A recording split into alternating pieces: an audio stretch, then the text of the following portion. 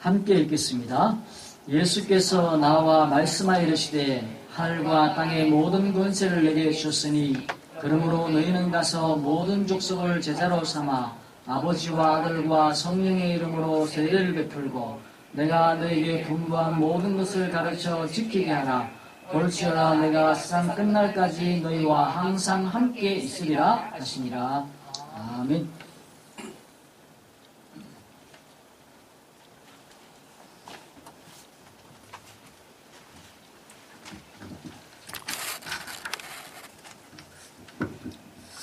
오늘 우리 본문 가지고 권능이 언제 나타나는가 라는 제목으로 말씀합니다. 그 권능이 나타나기 위해서 우리가 중요한 게 뭐냐면은 이 사단의 역사를 보는 겁니다. 사단이 지금도 뭐 하고 있냐? 예배를 빼앗아갑니다. 그 예배 속에 말씀을 빼앗아가고 말씀 속에 복음, 하나님이 우리에게 주신 그 복음의 메시지를, 복음의 말씀을 잊어버리게 만드는, 빼앗아가는 것이 사단의 목적이에요. 잘 알아야 됩니다. 전쟁을 하려고 하면은 저 상대방이 지금 어디를 공격하려고 하는지를 정확하게 알면요, 적은 숫자의 군대를 가지고도 이길 수가 있어요. 많은 숫자를 가지고도 상대방이 지는 게 뭐냐, 전략을 모르고 공격하는 타겟을 모르면은 지는 겁니다. 눈 가리고 싸우면요, 아무리 허공을 지르고 힘 세고 무기가 좋고 하더라도 허공을 계속 때리고 있으면은 힘 빠져버려요. 시간이 지나면 지날수록 불리해지는 것입니다. 뭐 해야 되냐? 사단이 지금 뭐 하려고 하고 있냐? 이거를 알아야 돼요. 많은 불신자들이 귀신은, 마귀는, 이 악한 것은 사람들을 뭐 이렇게 거짓말하게 만들고 죽이게 하고 그 다음에 뭐 이렇게 뭐 전쟁 일으키고 이런 거 한다고 생각합니다. 맞아요. 맞는데 그거는 결과죠. 결과입니다. 사단이 가장 하고 싶은 게 뭐냐? 예배를 뺏는 거예요. 예배를 뺏는 거예요. 그렇게 되어지면 뭐하냐? 멸망하거든요. 당연히 멸망하고 나니까 우상 숭배할 수밖에 없고 전쟁할 수밖에 없고 미워하고 죽이고 뺏고 뺏기고 뭐 계속 그럴 수밖에 없는 거잖아요. 그래서 우리가 잘 아는 게 뭐냐? 히브리서 10장 25절에 모이기를 패하는 어떤 사람들의 습관과 같이 그렇게 하지 말라는 겁니다. 모여야 된다는 것이죠. 왜 그러냐? 그 모임 속에 히브리서 4장 12절에 살아서 역사하는, 말씀은 살았다 그러죠.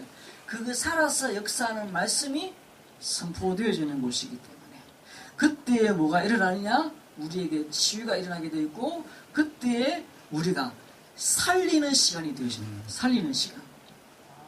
당연히 우리에게 뭐가 나옵니까? 능력이 나올 수밖에 없는 것이죠. 왜 사단이 예배를 뺏어버리냐? 예배 시간이 이런 일이 일어나기 때문에 그런 것이죠.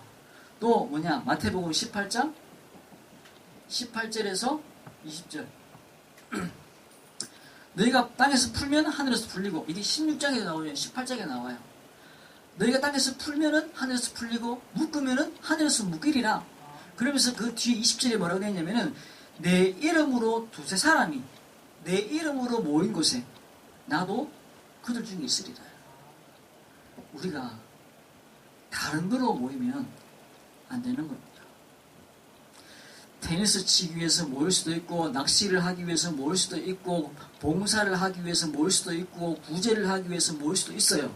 그게 나쁜 게 아니잖아요. 그런데 그곳에는 성령의 역사가 일어나지 않는다고요. 그곳에는 하나님의 임재가 일어나지 않는다고요. 어디에요? 내 이름으로 두세 사람이 모이고, 두세 사람이라도 내 이름으로 모이면 나는 그들 중에 있을 것이다. 이게 어릴 때부터 들은 말이기 때문에 당연한 것 같이 들리는데, 하나님이 우리 가운데 임하신다는 것은 어마어마한 겁니다. 어마어마한 너무한 거예요. 그러니까 그 연예인들 있잖아요. 연예인들 팬클럽 회장, 그 사람의 권력이 대단하더라고요. 그러니까 팬클럽 회장이 그 연예인 부르면 와야 되더라고. 왜? 뒤에 어마어마하게 있으니까. 그런데 그 뒤에 몇천 명, 뭐 몇만 명이 모일 수 있는 힘이 뭡니까? 회장한테 있으니까 연예인이 오는 것이지 두세 명밖에 안 모인다. 여기 당신 팬, 열렬한 팬이 3명이나 모여있는데 와달라 그러면 옵니까? 안 오죠. 요즘 뭐 전 세계적으로 인기 있는 방탄소년단 같은 팀들이 우리가 두세 명이나 당신을 야를 지랄하는 사람이 있으니까 와달라.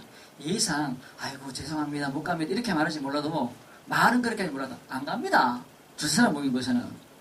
근데 한번 생각해 보십시오. 하나님이 내 이름으로 두세 사람이 모인 곳에 약속입니다. 제가 어릴 때 중학교 때 고등학교 때 우리가 모여가지고 기도하면서요 이 말씀 붙잡고 기도했었어요. 우리가 지금 딱 3명인데 그때 한 10명 정도 모였었어요. 모였었는데 3명씩 나눴었어요. 왜? 여기 성경에 두세 사람이 이렇게 했기 때문에 두세 사람이 이렇게 했기 때문에 3명씩 나눴어요. 끝에는 2명이었었어요. 그래가지고 3명 나눠놓고 2명씩 2명 마지막에는 이래가지고는 이렇게 모여가지고 기도를 했어요. 왜? 두세 사람이라고 말했기 때문에. 물론 알아요. 10명이 모이도 하나님 온다는 사실. 그런데 그 말씀대로 하려고. 그때 중학교 때. 그런 역사가 있기 때문에 모이라는 겁니다. 거기에 사단이 무너진다는 거예요. 그때에 하늘 권세, 땅의 권세. 하늘 권세가 뭐죠?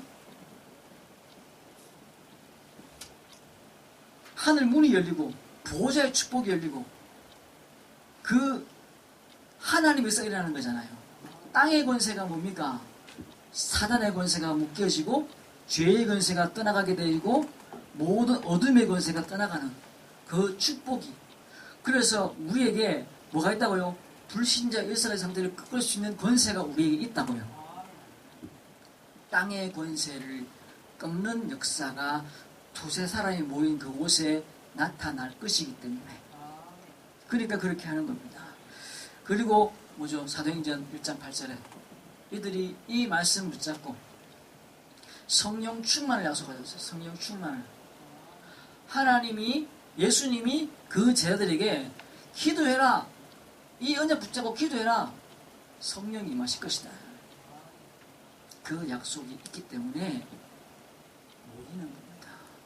모여서 함께 예배하는 것이죠.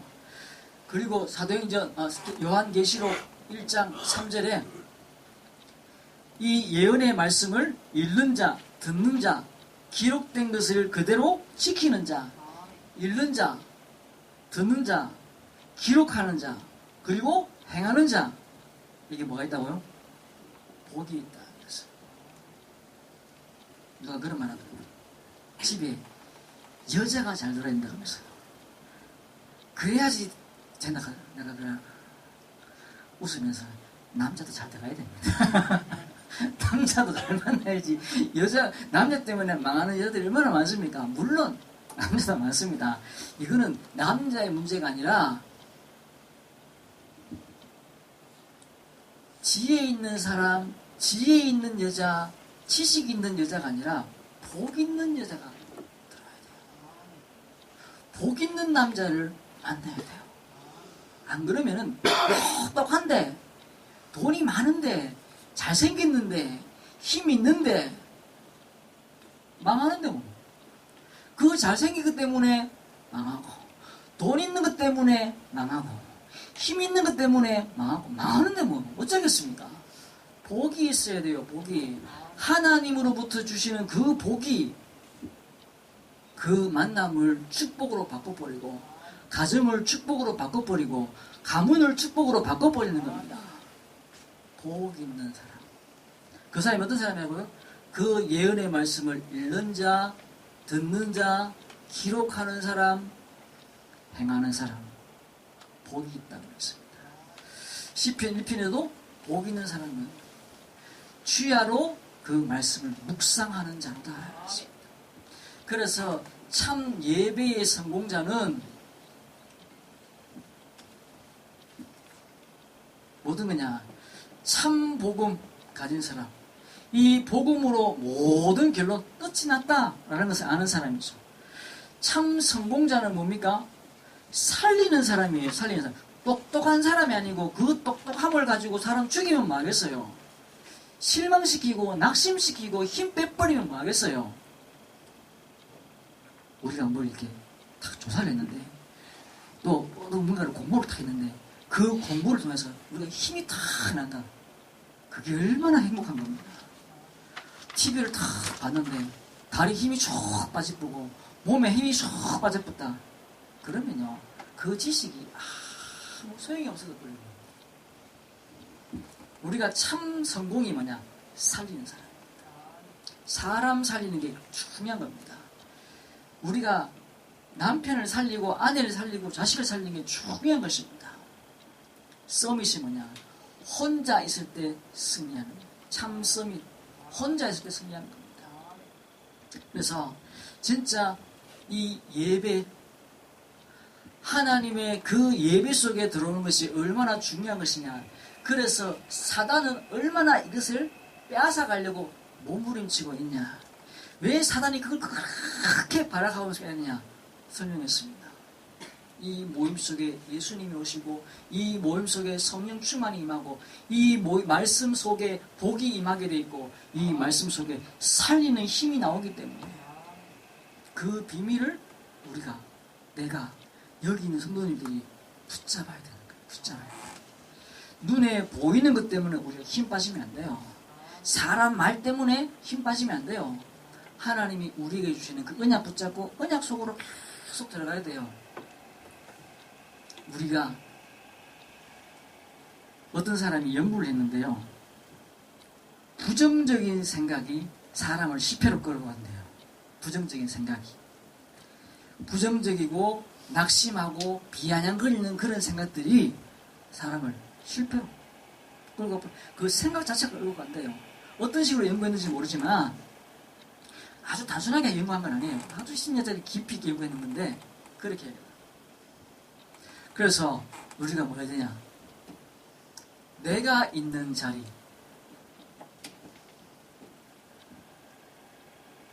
내가 있는 그 자리, 거기가 전도의 문이요, 전도 현장이라는 사실을 기억해야 돼요. 왜 그러냐? 이게 바로 하나님이 최고로 관심 있는 현장이기 때문에 그렇습니다. 그래서 내가 있는 이 자리가 하나님이 말씀하시는 그 자리구나. 영어로 말하면요, the place. 이게 장소거든요. 그 장소. 그 더라는 말이면 그 장소란 말이에요. 그 장소. 근데 약속했어요. 전화를 어딘지 몰라고 가고 있는데 내가 지금 여기 서 있는 장소가 여기가 어디고 어디 앞이고 어딘데 그러니까 그 전화는 그래 바로 거기야. 그게 중요하죠. 그 자리. 거기 있다라는 겁니다. 거기에. 내가 있는 현장이. 오늘 우리가 예배하기 위해서 여기 왔는데 여기가 바로 그 장소라는 사실을 우리가 인식해야 돼요. 하나님이 나를 그 장소로 부르셨구나. 내가 있는 곳이 거기예요. 거기. 그때에 우리가 뭘 붙잡아야 되냐면은 내가 원하는 말씀을 잡는 게 아닙니다. 우리는 대부분 내가 원하는 말씀 자꾸 찾아요. 내가 원하는 말씀. 뭐 이렇게 사업을 시작하면요, 막 부자 된다는 메시지 그런 거 붙잡고 싶고, 어디 아프면요, 내가 지금 막 나는다 하는 메시지를 붙잡고 싶고. 성경 속에 그게 없는 게 아니고 그 약속이 없는 게 아니죠. 그런데 중요한 건 뭐냐면 내가 원하는 말씀 그것만 딱 잡는다면은 그거는 하나님이 인도를 받을 수 없는 거죠. 하나님이 뭐하냐? 하나님이 주시는 메시지를 찾아요. 하나님이 주시는. 그게 뭐죠? 창세기 1장 3절. 흑암과 혼돈을 깨는 빛입니다. 그 영광의 빛입니다. 그리고 3장 15절에 무슨 말씀이 나오죠? 여자의 후손. 이 메시지를 하나님은 주시고 싶으신 거예요. 또 창세기 6장 14절에 방주. 이 땅이 멸망 가운데 빠질 것인데 방주를 지어라. 너를 위하여 방주를 짓고, 그 방주 메시지를 하나님은 찾기로 합니다. 출애굽기 3장 18절에 멸망과 저주에 빠져있는 이스라엘 백성들을 향해서 하나님이 희생 제사를 드리러 가려 한다. 그 피의 제사, 예수 그리스도를 상징하는 것이잖아요. 이사야 7장 14절, 처녀가 잉태하다는 것이니 그 이름을 임마누엘이라 하리라. 예수 그리스도의 메시지가 계속 나오는 거잖아요. 마태복음 16장 16절에 주는 그리스도시요 살아계신 하나님의 아들이십니다. 이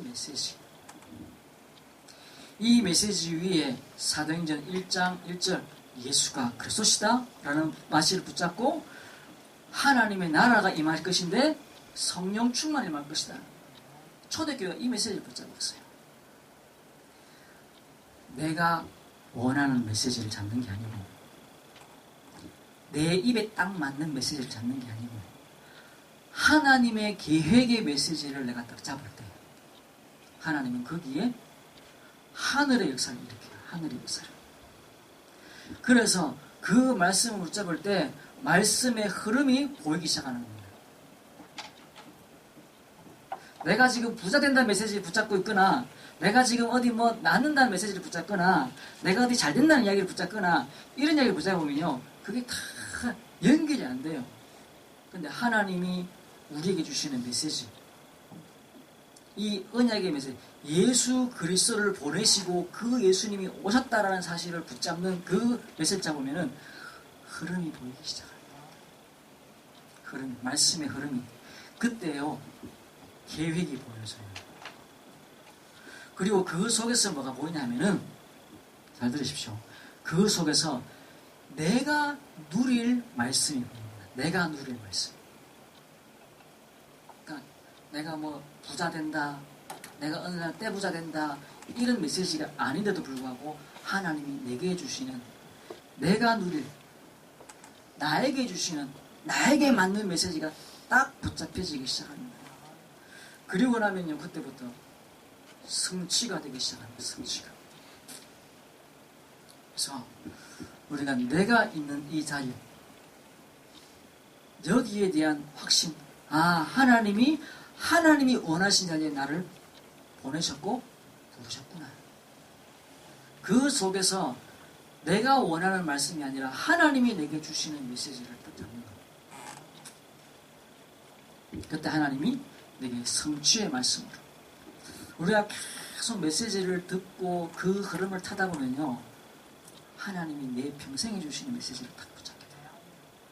그럼 내 뭐 살 날도 몇 년 안 남았는데 내가 무슨 메시지 잡을 것이냐? 우리 후대까지 다 살리는 메시지가 내게 붙잡혀지기 시작하는 겁니다. 살리는 메시지. 다 살리는 메시지. 그러면서 사단의 권세가 꺾여지고 모든 부분에 살아나는 역사들이 나로 말미암아서 시작되어지는 일들이 보여지고 되어지기 시작하는 겁니다. 잘 붙잡아야 돼요.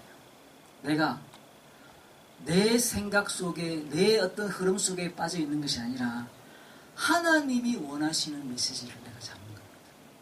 그렇게 되시면은 우리가 시작 중의 시작, 이런 말하죠. 왕 중의 왕이다. 왕 중의 왕. 시작 중의 시작이다. 하나님이 날마다 응답하시는데 그 시작 중의 시작이 뭐냐? 자, 예를 들어 보겠습니다. 요셉이라는 사람이 감옥에 가게 됐어요. 그 감옥이라는 골방에서 뭘 잡았냐? 아까 얘기했던 창세기 3장 15절의 말씀을 잡았어요. 이거 붙잡고 골방 속에 들어가는데, 이거 붙잡고 다시 시작해서 기도 속에 들어가는데, 이거 붙잡고 하나님과 동행을 하는데, 보디발이 볼 때 하나님이 함께 하시는 걸 보였어요. 그 바로 왕이 볼 때 이렇게 신에 감동된 사람을 우리 어떻게 만날 수 있겠냐 라고 감동이 나기 시작했어요. 뭐냐, 요셉은 이 한 말씀 붙잡고 감옥에서 노예 생활 속에서 계속 기도 속에 들었다. 이게 시작이에요. 어렵습니까? 뭐가 안 됩니까? 앞뒤가 안 맞고 꼬여있고 불안하고 힘듭니까? 예수가 그리스도라는 사실을 붙잡고 기도 속에 들어가는 겁니다. 진짜 아무것도 아닌 단어인데, 예수가 그리스도라는 단어인데, 이 단어가요 우리 마음속에 평안을 주기 시작해요. 이 단어가요 우리 주변의 현장에 흑암을 꺾기 시작해요. 이 단어가요 하늘의 역사를 일으키기 시작하는 겁니다. 이게 체험되죠. 참 신기하죠. 어떻게 이 단어가, 이 말이, 예수가 그리스도란 이 말이 그런 능력이 있냐라는 거예요. 내가 너무 불안해서 그 어떤 것도 안 되는 그런 상황 속에 있는데 내 마음속에 평안을 주기 시작하는 거죠. 또 누굽니까? 모세가 호렙산에서 출애굽기 3장 18절 희생제사의 메시지를 붙잡았어요. 이거를 붙잡고 그 산에서 기도하기 시작하는데 하나님이 이스라엘을 출애굽하게 만드는 200만 명에 되는 노예를요 부려놓고 일시키고 농사시키고 집 짓게 만들고 성 쌓게 만들고 200만 명이 되니까 얼마나 좋아요. 그거를 왜 내보냅니까? 내보낼 이유가 하나도 없어요. 그런데 이 애굽 왕이, 바로 왕이 미쳤는지 나가라는 거예요. 왜 그런 일이 나냐? 모세가 이 메시지 붙잡고 광야에서 기도하기 시작했을 때 그 일이 일어나기 시작합니다. 우리가 답답하고 어떻게 될지 모르겠고 돈도 없고 상황도 안 맞고 이래 봐도 쌓이고 저래 봐도 막혔고 저래 봐도 막 이상하고 언약 붙잡고 오직 할 때 하나님이 응답하시는 겁니다. 노아가 창세기 6장 14절에 방주라는 메시지를 붙잡고 그가 산 위에서 배를 짓기 시작했습니다.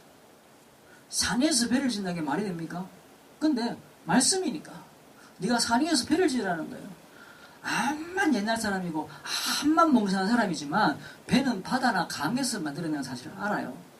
그런데 이 배를 산 위에서 짓기 시작하는 거죠. 뭘 붙잡고요? 이 메시지를 붙잡고 방주의 메시지를 붙잡고 기도하기 시작합니다. 근데 하나님이 역사의 시대를 창조하는 일들을 일으켜버렸어요. 그죠? 또 광야에서 이사야 10장 14절에 처녀가 잉태한 아들을 낳을 것이니 그 이름을 임마누엘이라 하리라. 이 메시지 붙잡고 기도하기 시작했는데 렘넌트 운동들이 이스라엘의 후대가 막 살아나는 일들이 일어나기 시작한 겁니다. 사람이 희망이 없으면 죽습니다. 자살을 왜 하냐? 물에 빠져가지고 내가 죽어야 되겠다고 생각하는 사람은 없습니다. 팍 살려고 몸부림쳐요. 아이가 친구들한테 선배들한테 어디 골목길에 끌려가가지고 어디 창고에 끌려가가지고 2시간 3시간을 두드려 맞으면서 내가 죽고 싶다라는 생각이 든다는 것은요 맞아서 피가 터진 게 문제가 아니고 정신이 돌아가는 겁니다. 죽고 싶다라는 생각이 들어온다는 것은 이미 끝이 난, 그 생각이 인간에게 들어올 때는요 끝이 난 거예요. 사람이 자살해야 되겠다 라는 생각은요 기분이 좋거나 어느 날 갑자기 좀 우울한데 죽을까 절대 절대로 이런 생각 들지 않습니다. 죽는다라는 것은요, 그냥 일어나지 않아요. 사람에게 소망이 끊어진다. 이건 어마어마한 거예요. 그런데 후대들이 일어나기 시작한 것이죠. 일어나기 시작한 거예요. 엄청난 일들이 일어나기 시작한 거예요. 또 감람산에서 제자들이 메시지를 붙잡아 보시죠. 마태복음 16장 16절, 주는 그리스도시요 살아계신 하나님의 아들이십니다. 이거 붙잡고 기도하기 시작했는데 로마가 정복돼 버렸어요. 로마가 뒤집어져 버렸어요. 시작 중에 시작이 뭐냐? 내가 언약 잡고 골방으로 들어가는 겁니다. 여러분이 내가 이 상황을 어떻게 해결해 보겠다 싶어서 막 뛰어다니기 전에 언약 잡고 골방으로 들어가는 겁니다. 내가 원하는 말씀을 잡는 것이 아니라 하나님이 주시는 말씀을 붙잡고 어디로 간다고요? 길거리로 나가는 것이 아니라 골방으로 들어가는 것입니다. 그 말은 뭡니까? 기도하는 장소로 들어간다는 겁니다. 이 골방이라는 것은 창고가 될 수도 있고, 어떤 사람은 화장실이 될 수도 있고, 어떤 사람은 교회가 될 수도 있어요. 또 어떤 사람은 자기 방이 될 수도 있어요. 근데 중요한 건 뭐냐? 내 마음이 온전히 그 기도로, 내 마음이 온전히 그 말씀으로 집중되어지는 겁니다. 그 시간 속에 들어가는 것입니다. 하나님은 그때 내 마음을 바꾸실 뿐만 아니라 내 주변 현장을 바꿔버립니다. 내 주변의 환경, 사람의 마음과 주변의 여건과 조건들을 싹 다 바꿔버립니다. 하나님이 하시는 일입니다. 언제 그 일을 하시느냐? 이 일. 근데 단순히 바뀌어지는 게 아니라 하나님의 일이 시작되어지는 것이죠. 시작. 그래서 작은 자가 천명을, 약한 자가 강국을 이룰 것이다. 어떻게 해요? 언약 잡고 기도하면.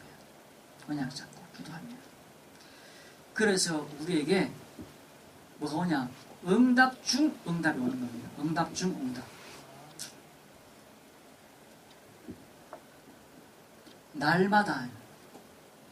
날마다 그리스도로 감사하는 일들이 일어나요. 계속 불평이 나오고 불만이 나오고 막 마음속에 막 짜증이 나오고 이런 게 아니라 예수 그리스도로 말미암아 감사가 나오는 겁니다. 왜 그러냐? 사단과 흑암이 꺾여지거든요. 요한일서 3장 8절에 사단의 권세가 묶여버립니다. 또 두 번째, 시간이 갈수록 그리스도로 말미암아 내가 행복해지는 겁니다. 요한복음 14장 6절에 하나님 만나는 길이 열렸거든요. 하나님 만나는 길. 영적 세계가 열려지고 지옥의 권세가 무너지고 모든 막혔던 것들이 열려지는 일들이 일어나기 시작하는 거죠. 그리고 세 번째는 생각할 때마다 뭐냐? 감격. 마가복음 10장 45절에 예수님이 대속물로 죽으셨던 죄의 문제가 완전히 끝이 난 것이죠. 죄의 문제가. 응답 중 응답입니다. 우리 속에 돈이 어마어마하게 생기거나 또 우리 안에 뭐 대단한 재물이 들어오거나 이건 응답이 아니에요. 그건 따라와야 돼요. 따라와야 돼요. 내 마음속에 감사가 나오고 감격이 나오고 행복이 나오고 그래서 내 마음속에 큰 확신과 성령과 믿음으로 충만해지는 것, 이것보다 더 중요한 응답은 없습니다. 그래서 우리 시작은 뭐냐? 사단이 가장 싫어하는 예배를 회복하는 겁니다. 주일 강단 말씀 회복하고 또 우리가 있는 처소에서 내가 있는 그 장소에서 이 장소가 그 장소구나. 무슨 장소요? 하나님을 만나는 장소. 그래서 그 속으로 들어가는 것입니다. 말씀 맺겠습니다.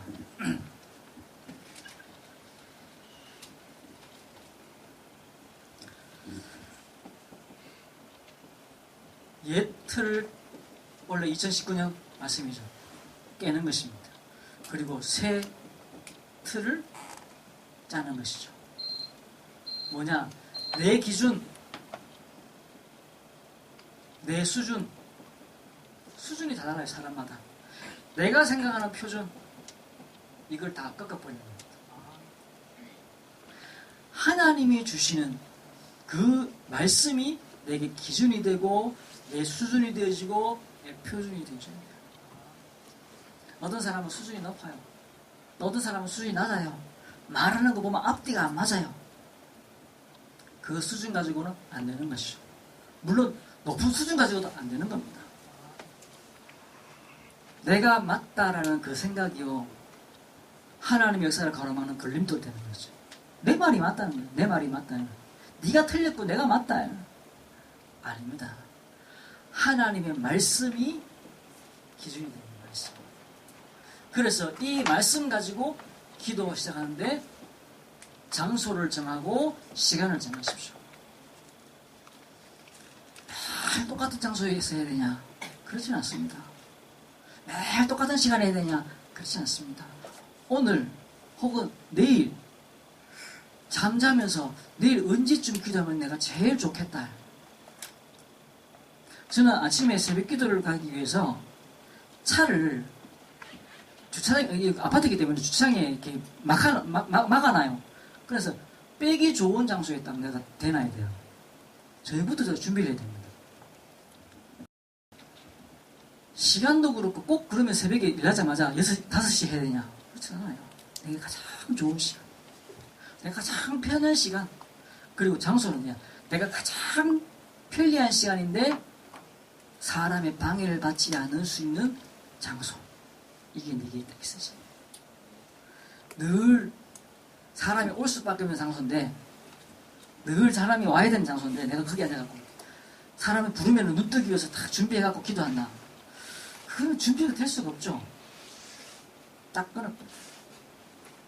오늘 문 닫았습니다 라고 하든지, 아니면 차 내면은 밤에 혼자 어떤 걸 찾아가서, 아니면 아침 일찍 일어나서 하나님께 내가 나가는 겁니다. 그 시간, 그 예배의 시간, 그 정시 기도의 시간, 그 정시 예배의 시간, 그 시간을 찾고, 그러면서 우리가 운동도 하고 말씀도 찾고 기도하는 겁니다. 옛 틀을 깨고 새 틀을 맞추기 위해서 내 기준, 수준, 표준을 버리고 말씀 속에, 그리고 그 기도 속에 들어가는 것입니다. 그러면 반드시 하나님이 내 현장에 이루는 응답들이 나타나게 되어 있습니다. 반드시 그렇습니다. 내가 하는 게 아니고 내 계획이 아니고 하나님이 이루시는 그 일들이 나타난 것입니다. 한 주 동안도 그 비밀 속에 서셔서 승리하시고 응답받는 여러분 되시길 주의 이름으로 축원합니다. 하나님 감사합니다. 우리를 부르셔서 그 은혜 속에 세워주시고 날마다 말씀 붙잡고 복음 붙잡고 기도의 비밀 속에 들어가시도록 우리를 인도해 주시니 감사합니다. 새 힘을 우리에게 부어주시고 우리 마음속에 성령과 확신과 믿음으로 우리를 충만케 하시는 하나님의 은혜를 체험할 수 있도록 역사해 주옵소서. 감사드리며 예수 그리스도 이름으로 기도드리옵나이다. 아멘.